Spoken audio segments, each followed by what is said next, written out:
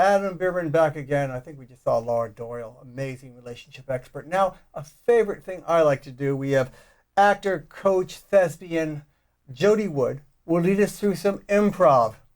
And also take his class, jodywoodacting.com, jwacting.com. Jody, go ahead. jwactorstudio.com. What we do in this workshop that I do around the city here, the town here, is we do a lot of improv-based work, whether we're doing serious acting or comedy improv. So we're going to do a little bit of that tonight.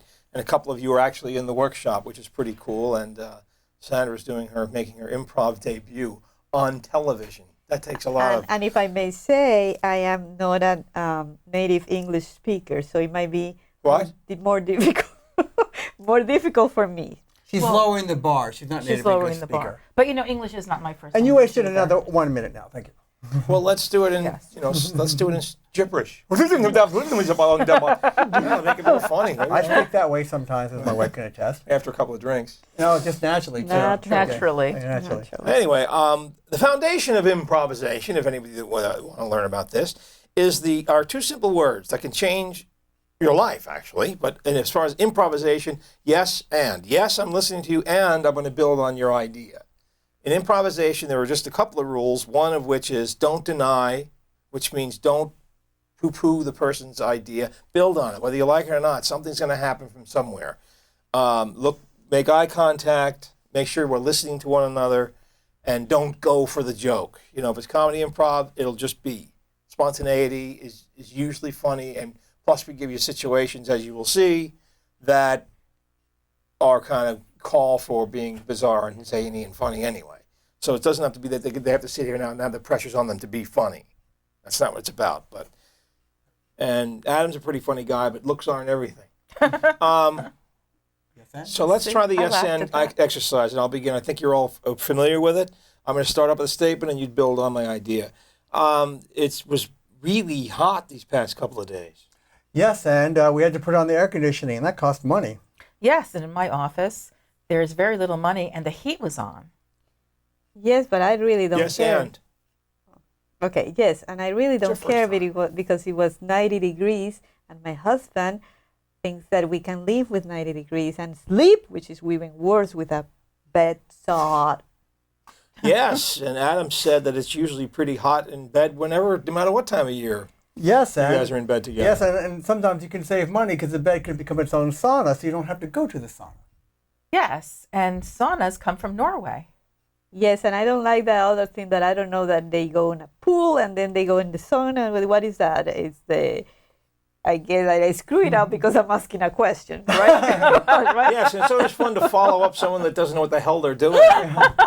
Yes, and sometimes we don't know what you're doing. Sometimes you do find interesting things. Yeah. Yes, and I find so many things interesting whenever I come here. And yes, and I find so many wackadoodles when I come here. Yes, and there are a lot of wackadoodles in Princeton. Let's just be honest. Yes, and if they came more, maybe they'd be less wacky. Yes, and wackadoodle is actually a professional term. Yes, and there you are, because you can say that maybe. Wackadoodles. Yes, and saving a wackadoodle sounds like something you would have done in prehistoric times. Yes, in prehistoric times, I wonder how many of these wackadoodles would actually survive. Yes, and I think that some of them have actually survived to this very day, and they come to visit me. Yes, and I think that it's not only your office, but it's also this town that is full of wackadoodles. Yes, and when you see wackadoodles coming down the street, you must turn directly 90 degrees and walk the other way and whistle, and they'll go away. Yes, and Walk This Way is one of my favorite Aerosmith songs. Well, yes, and that was a major change in topic. Yes. Yes, and I was thinking about how Adam is a magnet of wackadoodles. Coming back to the topic.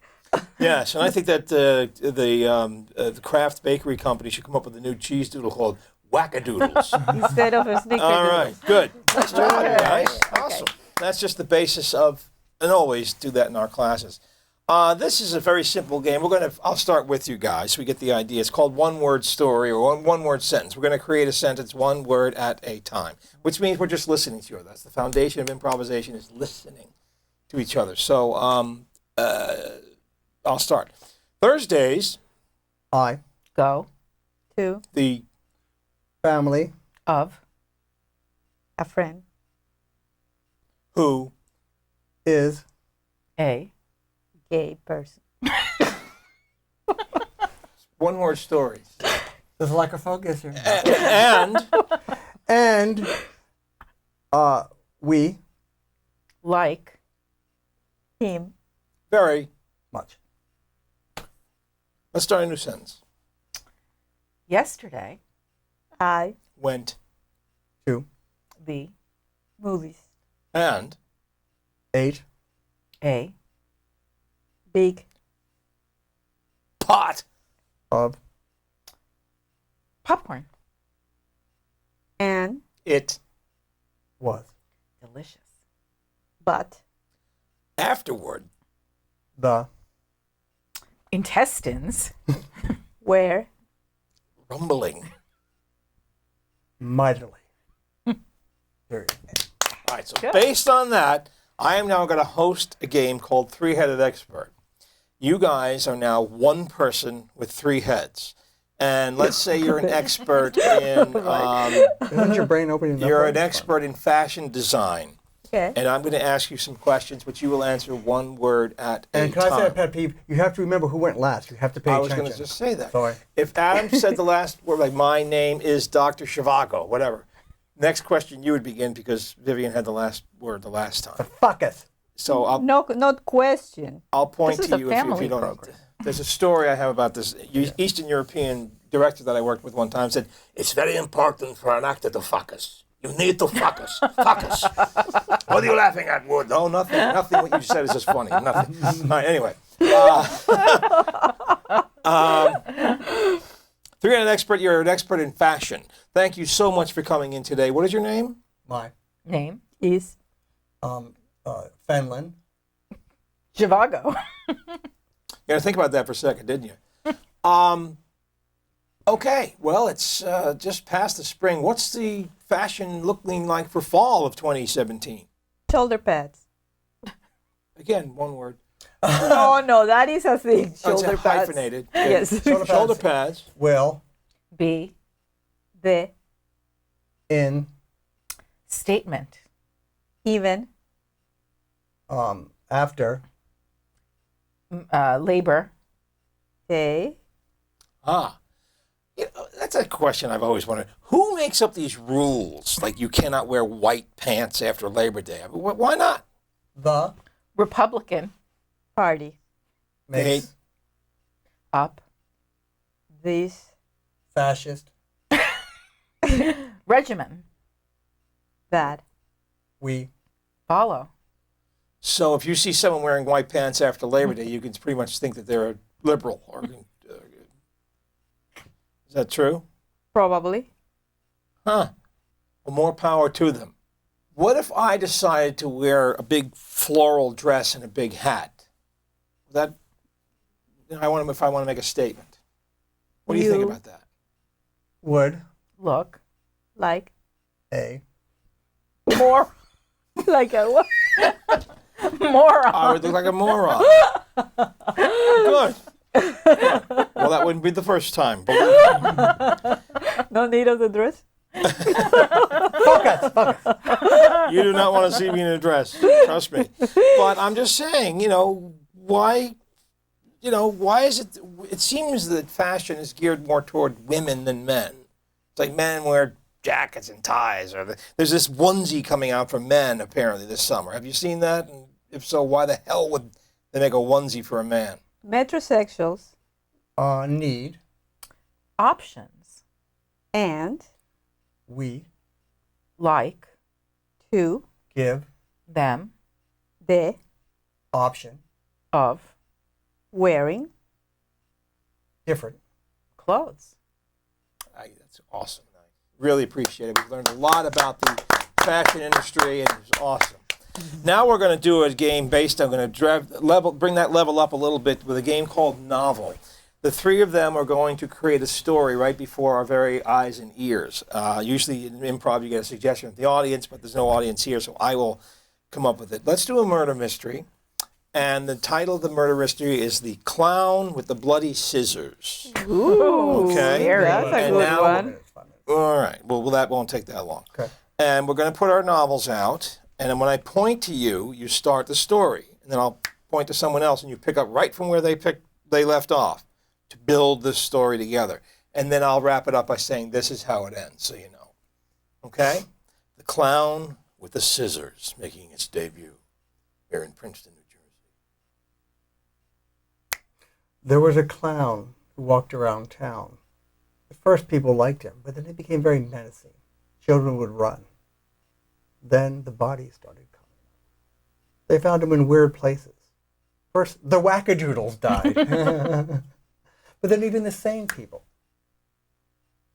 And though some people were happy that the wackadoodles died, it's still people were afraid, and they didn't know which was going to be the group of people that were going to be killed next. Schools were going constantly state of emergency. They were drills. Hospitals, they had a lot of casualties.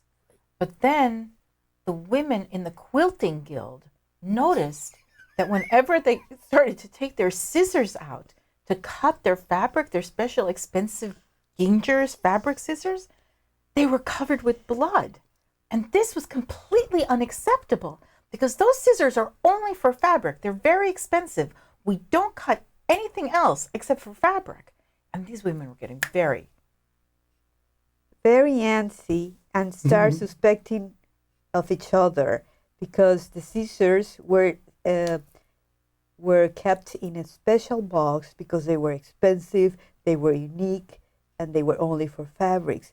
Well, who of them dared to use them in such material different from the other materials? And then one woman who looked like your gentle Aunt Becky was actually tenacious Sherlock Holmes, named Miss Flutensnoof. She said, I'm going to find this clown, because these are expensive scissors, and they're interrupting our coffee clutch, especially when we want to knit. It's really irritating. So she set a trap. She did what any other kindly grandmother did. She baked pies, knowing this clown would be hungry. When you kill people, you get hungry. So she baked these pies. She also corrected Adam between the difference between quilting and knitting, because it's very important. I was going to do that, but Meanwhile, the police had confiscated all the bloody scissors. So they also decided to set a trap. So they came to Princeton TV, and they took all the cameras out of the studio, and they set them up behind balls of yarn and piles of fabric, so that if anybody came to steal any more of these expensive scissors, they would be able to get a clear videotape. And on the other hand, there was another member of this club who was very worried about the pies. He thought, why are we making pies? We have to sell these pies. So she decided to kill Miss Flutensnoof. That complicated things even more. But the clown who liked Miss Flutensnoof's pies, not knowing that it was actually bait to get the clown killed this woman. and this is how it ends. And then we find out that the owner of the quilt shop had actually sewed herself a clown costume and decided to kill everybody in town who she thought was a better quilter than she was. But because she had fallen on her head once, she thought that all the wackadoodles were better quilters, which was completely preposterous because they didn't even own sewing machines. or scissors. Or scissors. The end. This has been enlightening. I don't want to die because I feel much better now after doing improv. Another amazing Great job, guys. Breezy with Bierman. Great job. And we'll see you next month.